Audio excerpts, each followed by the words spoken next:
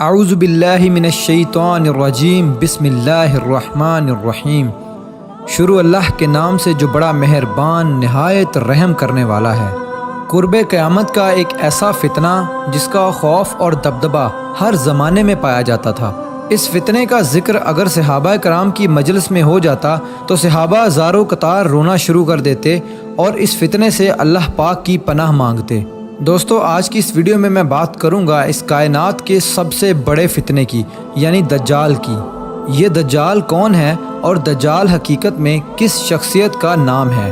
دجال کی پیدائش کب اور کیسے ہوئی اور دجال کے ماں باپ کون ہیں؟ اور کیا حضور پاک صلی اللہ علیہ وآلہ وسلم کے زمانے میں بھی دجال موجود تھا؟ دجال اس وقت کہاں ہے اور دجال اس دنیا میں کب ظاہر ہوگا؟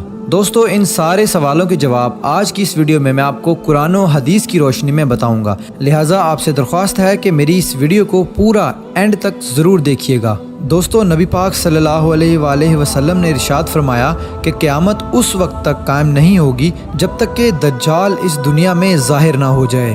دجال کی ظاہری نشانیاں اور شکل و صورت کے بارے میں نبی پاک صلی اللہ علیہ وآلہ وسلم نے ارشاد فرمایا کہ دجال چھوٹے قد کا ہوگا اور وہ بدصورت ہوگا، اور وہ ایک آنکھ سے اندھا ہوگا اور اس کے دونوں پاؤں ٹیڑھے ہوں گے، اور اس کے جسم میں بہت زیادہ بال ہوں گے، اس کے سر کے بال گھنگریالے ہوں گے اور اس کا رنگ سرخ یا گندمی ہوگا، اور اس کی ناک طوطے کی چونچ جیسی ہوگی۔ اور دجال کی سب سے واضح نشانی یہ ہوگی کہ اس کے ماتھے پر کاف فا را لکھا ہوگا، جس کو ہر مسلمان پڑھ لے گا، چاہے وہ پڑھا لکھا ہو یا پھر ان پڑھ ہو، لیکن کافر اور فاسق لوگ اس کو نہ پڑھ سکیں گے۔ دوستو، دجال جب اس دنیا میں ظاہر ہوگا تو لوگوں کے سامنے وہ پرہیزگار بن کر رہے گا تاکہ لوگ زیادہ سے زیادہ اس کی پیروی کریں، لیکن اندر سے وہ کافروں کی طرح ظالم ہوگا۔ دجال سب سے پہلے نبوت کا دعویٰ کرے گا، جب اس کے ماننے والوں کی تعداد زیادہ ہو جائے گی تو اس کے بعد یہ خدائی کا دعویٰ کر دے گا۔ دجال ایک بہت بڑی سواری پر سوار ہو کر پوری روئے زمین پر گردش کرے گا۔ وہ سواری اتنی بڑی ہوگی کہ اس کی آنکھوں کا درمیانی فاصلہ 40 گز ہوگا۔ دوستو، دجال کے پاس بے شمار طاقت اور بے شمار مال و دولت کے خزانے ہوں گے۔ اس روئے زمین کی زیادہ تر نہروں پر اس کا قبضہ ہوگا اور اس کی اجازت کے بغیر کوئی بھی پانی نہ پی سکے گا۔ یہ لوگوں کو گمراہ کرنے کے لیے طرح طرح کی شودہ بازیاں دکھائے گا۔ یہ آسمان کو حکم دے گا تو وہ بارش برسائے گا، یہ زمین کو حکم دے گا تو وہ سبزہ اگائے گی۔ اس وقت دجال اپنے آپ کو خدا کہے گا۔ جو لوگ اس کے پیروکار بن جائیں گے ان کو یہ مالا مال کر دے گا اور وہ لوگ عیش و عشرت کی زندگی گزاریں گے، اور جو لوگ دجال کو خدا ماننے سے انکار کر دیں گے تو یہ ان کو قتل کر دے گا۔ دوستو، دجال بجلی سے بھی زیادہ تیز رفتار سے اس زمین کے اندر گردش کرے گا اور وہ دنیا کے ہر کونے میں جائے گا۔ اس وقت دنیا کے تمام کافر اور اسرائیلی لوگ اس کی حمایت کریں گے اور اس کی جماعت کے ساتھ شامل ہو جائیں گے، لیکن جو سچا مسلمان ہوگا وہ اس کو پہچان لے گا اور اس کو ماننے سے انکار کر دے گا۔ دجال پوری روئے زمین میں فتنہ اور فساد پھیلانے کے بعد مکہ مکرمہ اور مدینہ منورہ کی طرف روانہ ہوگا۔ جب یہ مکہ میں داخل ہونے کی کوشش کرے گا تو اس کو مکہ میں داخل ہونے سے روک دیا جائے گا اور آخرکار مکہ سے ذلیل و خوار ہو کر مدینہ منورہ کی طرف جائے گا۔ اس وقت مدینہ منورہ کے 7 دروازے ہوں گے اور ہر دروازے پر اللہ تبارک و تعالیٰ کی طرف سے ایک نگہبان فرشتہ مقرر ہوگا جو اس کو مدینہ منورہ میں داخل ہونے نہیں دے گا۔ اس وقت دجال مکہ اور مدینہ کے باہر کھڑے ہو کر ایک خوفناک چیخ مارے گا۔ اس وقت مکہ اور مدینہ کے اندر جو بھی لوگ منافقین ہوں گے وہ اس کی آواز سن کر باہر نکل آئیں گے اور دجال کے گروہ میں شامل ہو جائیں گے۔ دوستو، دجال 40 دن تک دنیا میں رہے گا اور آخرکار امام مہدی علیہ السلام اور حضرت عیسیٰ علیہ السلام کے ساتھ اس کا مقابلہ ہوگا۔ اس وقت دجال کا لشکر دنیاوی اعتبار سے مسلمانوں سے زیادہ مضبوط اور زیادہ طاقتور ہوگا۔ اس وقت مسلمانوں اور دجالی گروہ کے درمیان ایک بہت بڑی جنگ ہوگی۔ اس جنگ کے اندر دجالی ہار جائیں گے اور دجال کے لشکر کو بہت بری طرح ہار کا سامنا کرنا پڑے گا۔ اس وقت دجال حضرت عیسیٰ علیہ السلام سے ڈرتے ہوئے فلسطین کی طرف بھاگے گا اور حضرت عیسیٰ علیہ السلام اس کا پیچھا کرتے ہوئے اس کو مقام لد پر پکڑ لیں گے۔ اور اللہ تبارک و تعالیٰ کے حکم سے دجال کو قتل کر دیں گے۔ دوستو اب بات کرتے ہیں کہ دجال کون ہے اور اس کے ماں باپ کون ہیں۔ دجال کی پیدائش کے متعلق مختلف روایات ملتی ہیں، جیسا کہ نبی پاک صلی اللہ علیہ وآلہ وسلم کے دور کی بات ہے کہ جب مسلمان مکہ سے مدینہ کی طرف ہجرت کر رہے تھے کہ انہی دنوں میں مدینہ کے اندر ایک یہودی عورت نے ایک بچے کو جنم دیا جو کہ پیدائشی کانا تھا۔ پیدائش کے اعتبار سے یہ بچہ بہت عجیب و غریب تھا۔ بچپن میں یہ بچہ مدینے کے اندر بچوں کے ساتھ کھیلا کرتا تھا اور آہستہ آہستہ یہ بچہ مدینے کے اندر مشہور ہونے لگا اور مدینے کے اندر اس نے اپنے اوپر وحی آنے کا دعویٰ کر دیا اور یہ بچہ لوگوں کے ساتھ عجیب و غریب اور پر اسرار باتیں کرنے لگا۔ جب اس کی ماں کو یہ علم ہوا تو اس کی ماں حضور پاک صلی اللہ علیہ وآلہ وسلم کی خدمت میں آئی اور اپنے بیٹے کا سارا حال نبی پاک صلی اللہ علیہ وآلہ وسلم کو بتایا، اور اس بچے کی ماں حضرت محمد صلی اللہ علیہ وآلہ وسلم سے گزارش کرنے لگی کہ آپ اس بچے کا معائنہ کریں کہ یہ کیا کر رہا ہے۔ ایک دن آپ صلی اللہ علیہ وآلہ وسلم صحابہ کرام کے ہمراہ اس بچے کا معائنہ کرنے کے لیے اس کے گھر کی طرف روانہ ہوئے تو آپ نے رستے میں اس بچے کو انصاری بچوں کے ساتھ کھیلتے ہوئے دیکھا۔ اس بچے کا نام ابن سیاد تھا۔ اس وقت آپ صلی اللہ علیہ وآلہ وسلم کے ساتھ عمر بن خطاب رضی اللہ تعالی عنہ اور دیگر صحابہ کرام بھی موجود تھے۔ اس وقت ابن سیاد بلوغت کے قریب تھا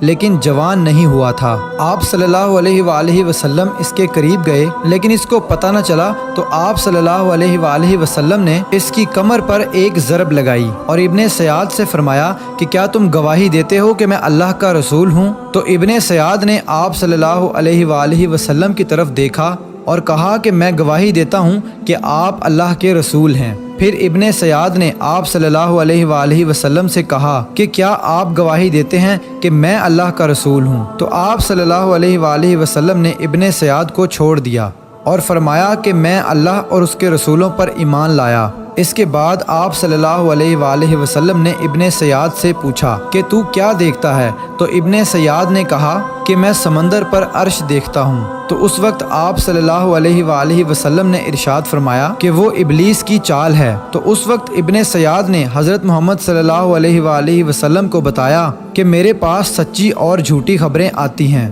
یہ بات سن کر آپ صلی اللہ علیہ وآلہ وسلم نے فرمایا پھر تو تیرا معاملہ الٹ ہو گیا۔ اس کے بعد آپ صلی اللہ علیہ وآلہ وسلم نے ابن سیاد سے فرمایا کہ میں نے تیرے لیے ایک چھپانے والی چیز چھپائی ہے۔ دراصل اس وقت آپ صلی اللہ علیہ وآلہ وسلم نے اپنے دل کے اندر لفظ دخان سوچا تھا۔ تو ابن سیاد آپ صلی اللہ علیہ وآلہ وسلم سے کہنے لگا کہ آپ نے دل کے اندر جو چیز چھپائی ہے وہ الدخ ہے۔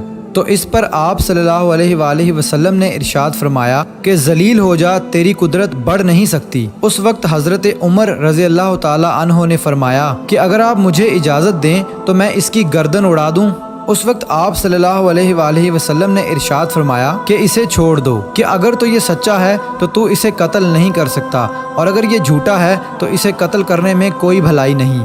دوستو مدینے کے لوگ ابن سیاد کے بارے میں کہا کرتے تھے کہ بعض شیاطین اس کے پاس آتے تھے جو اسے عرش الہی کی خبریں دیا کرتے تھے، جبکہ آپ صلی اللہ علیہ وآلہ وسلم نے ابن سیاد کے بارے میں سکونت اختیار کی ہے، کیونکہ آپ صلی اللہ علیہ وآلہ وسلم کی طرف یہ وحی نہیں کی گئی کہ ابن سیاد کی حقیقت کیا ہے، جبکہ بعض لوگ ابن سیاد کو ہی دجال مانتے ہیں اور چند صحابہ کرام کا خیال بھی یہی تھا۔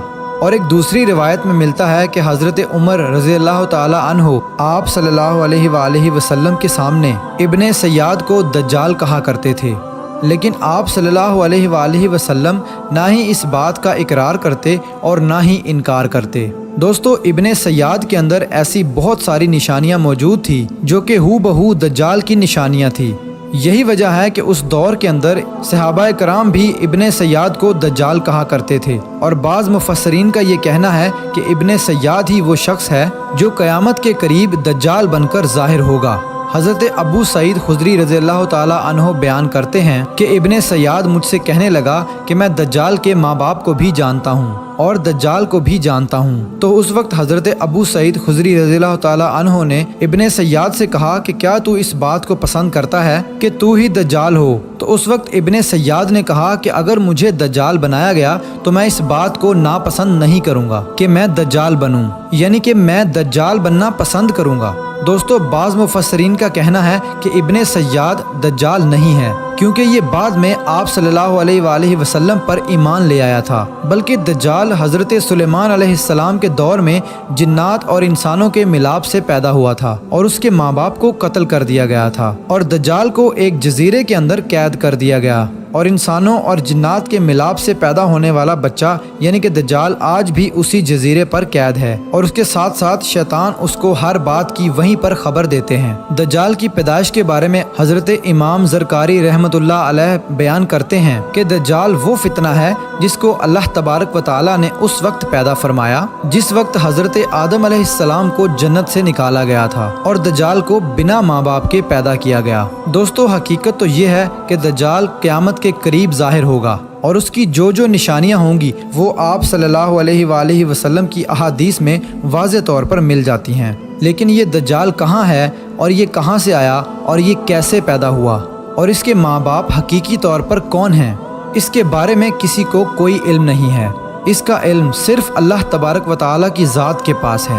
اللہ پاک ہی بہتر جانتا ہے کہ دجال حقیقت میں کون ہے اور وہ کیسے پیدا ہوا۔ اللہ تبارک و تعالیٰ سے دعا ہے کہ اللہ پاک اپنے پیارے حبیب حضرت محمد صلی اللہ علیہ وآلہ وسلم کے صدقے ہم سب کو دجال کے فتنے سے بچائے اور ایمان کی سلامتی کے ساتھ ہمیں زندگی گزارنا اور مرنا نصیب فرمائے۔